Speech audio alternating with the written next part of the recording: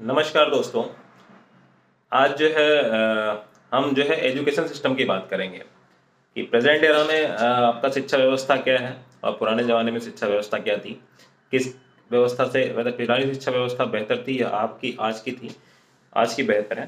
तो दोनों का एक कंपैरिजन बनाएंगे हम, और कंपैरिजन करके हम ये बताएंगे कि किस तरह की शिक्षा व्यवस्था होनी चाहिए, क्या क्या इसमें एडअप हो सकता है और सारी चीज़ें, ये सारी चीज़ों की हम बात करेंगे।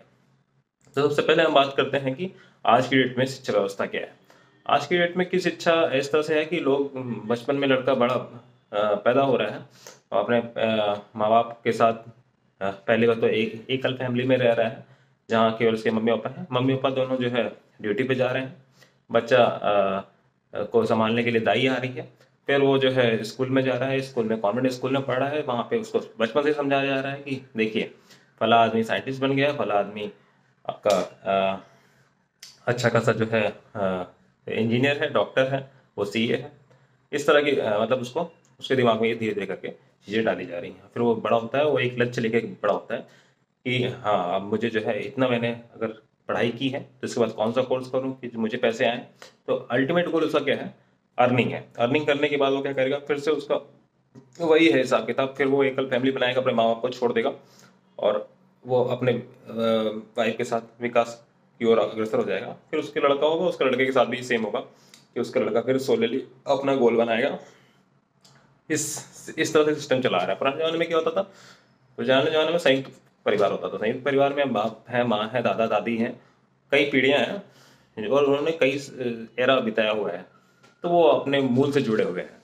तो मूल से जुड़े हुए हैं तो वो एक तरह से लड़के का कैरेक्टर जो है डेवलप करते थे। उसको पौराणिक पौराणिक कथाएं बताते थे और किस तरह से चीज़ें पुराने ज़माने में होती थी। तो उससे क्या लड़का पुराने और अभी के ज़माने में इंटर रिलेट कर पाता और वो अपने लिए समझ पाता कि वो एक्चुअल में वो कंप्रेहेंसिव वे में एक लड़का जो है उसका विकास होता। तो जिससे वो ये समझ पाता रचनात्मक तरीके से कि पुरानी चीज़ें अच्छी हैं, ये अच्छी चीज़ें, ये आज की चीज़ें हैं, आज की चीज़ों में क्या बेहतर है और पुरानी चीज़ों में क्या बेहतर है, उन चीज़ों से वो एक्सेप्ट करके और मतलब बेहतरी की ओर बढ़ता। तो बात रही है कि हाँ, पुराने ज़माने में आपका संयुक्त परिवार था। पुराने ज़माने में आपका जो है आपका जो शिक्षा व्यवस्था थी उसमें क्या था कि आदमी का सबसे पहला फोकस होता था उसके चारित्रिक विकास पे, कि उसका चरित्र कैसा रहना चाहिए।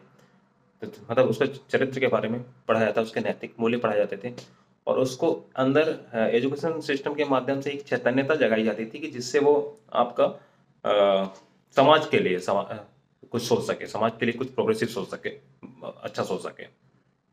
ये एक बात।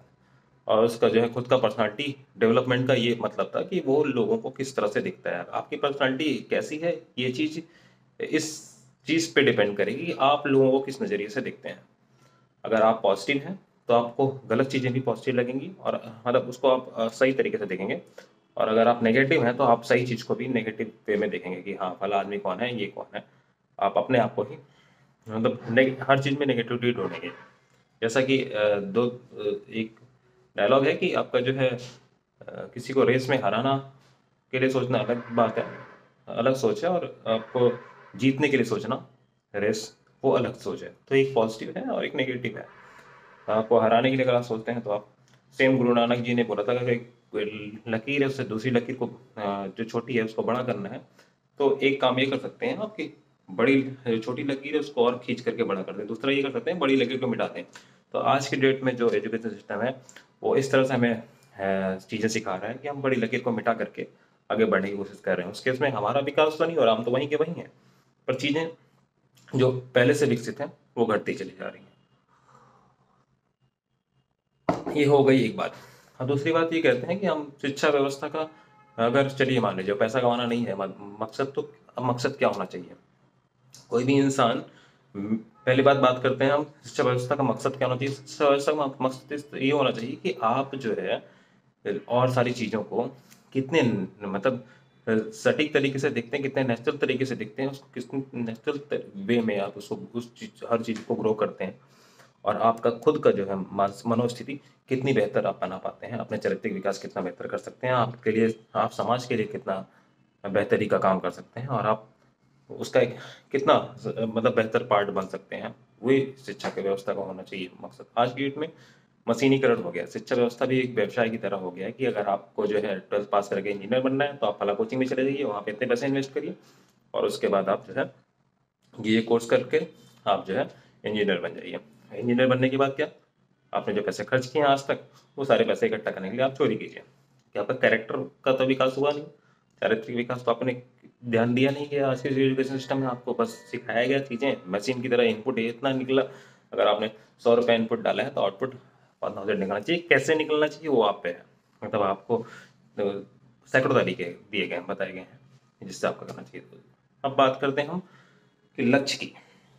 लक्ष्य क्या होता है? अगर आप ये बोलेंगे कि हाँ, अगर मुझे जो है आज की डेट में जो लोग बता देते हैं कि आपको इंजीनियर बनना है या आपको डॉक्टर बनना है या आपको वकील बनना है या आपको जज बनना है या फिर आपको साइंटिस्ट बनना है, तो पहले से अगर आदमी फिक्स कर लेता है कोई भी चीज़ कि मुझे ये बनना है, तो उस केस में मुझे लगता है फोकस्ड आदमी और सारी चीज़ों को नहीं देख पाता, वो उसका दायरा सीमित हो जाता है। तो लक्ष्य हमें कभी भी, जो लोग बोलते हैं कि लक्ष्य हमेशा जो है फोकस्ड होना चाहिए, केंद्रित होना चाहिए, मेरा ये मानना नहीं है। मेरा मानना क्या है कि लक्ष्य हमेशा धुंधला होना चाहिए। आदमी को अगर पता हो जाएगा उसका जीवन का लक्ष्य क्या है, तो मुझे लगता है कि अगर मानव है तो उसका जीवन का लक्ष्य तो, अगर उसको एक्चुअल में मालूम है तो मोक्ष ही है, तो फिर तो वो इस धरती पे रहेगा ही नहीं, तो उसका विकास की बात ही नहीं होगी।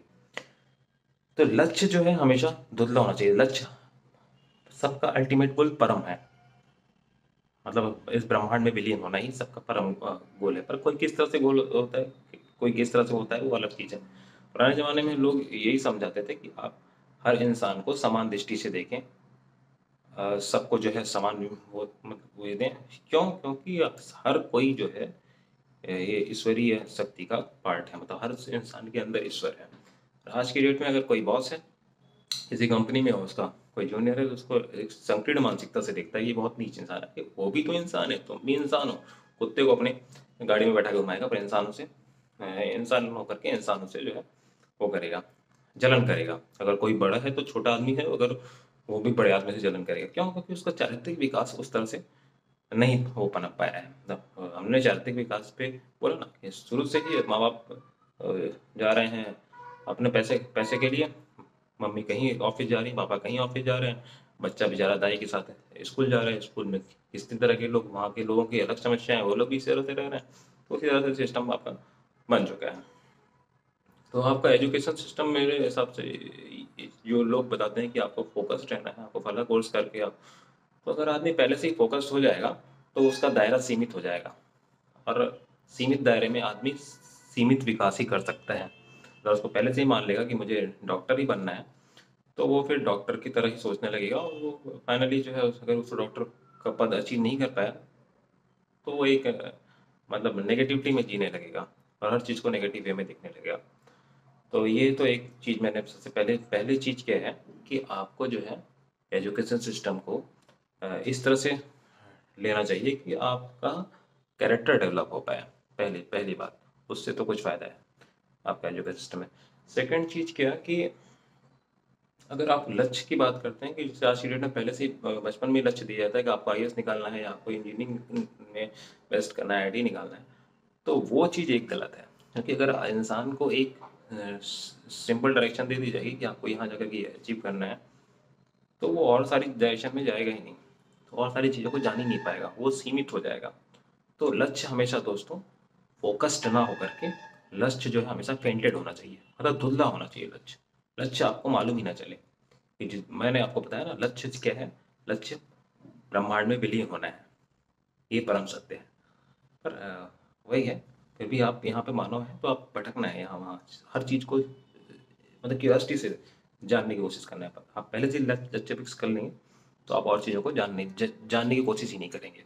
और अगर आप अपने लक्ष्य जो जो आपने फिक्स किया है बचपन से, अल्टीमेट गोल वो नहीं पा पाए, तो आप फिर से जो है नेगेटिविटी का शिकार हो जाएंगे। तो ये रही बात।